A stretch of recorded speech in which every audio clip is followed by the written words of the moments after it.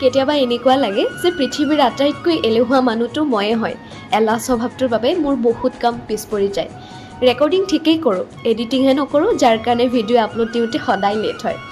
সেইদিনা মই গৈছিলোঁ মোৰ প্ৰিয় মানুহজনৰ ঘৰলৈ, মানে নাছেৰ কাৰ ঘৰলৈ। নাছেৰ দা হৈছে আমাৰ অফিচৰ যিজন মূল মানুহ, তেখেতে মোক খুব মৰম কৰে, ছাপোৰ্ট কৰে, সদায় আগুৱাই যাবলৈ উৎসাহ যোগায়, যাৰ সহায়ৰ কথা মই কোনো দিনেই পাহৰিব নোৱাৰোঁ। খুব সন্মানৰ ব্যক্তি তেওঁ।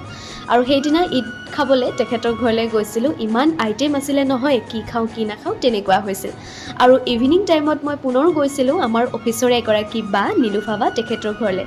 নীলোফা বায়ো ইমান জোৰ কৰি মাতিছিল যে নগ'লে তাই সঁচাই বেয়া পাব, সেইবাবেই গৈছিলোঁ। গৈহে দেখিছোঁ যে ইমানবিলাক বস্তু বনাই থৈছে, গতিকে যিমানখিনি পাৰিছোঁ খাইছোঁ আৰু খুব টেষ্টি হৈছিলে দেই।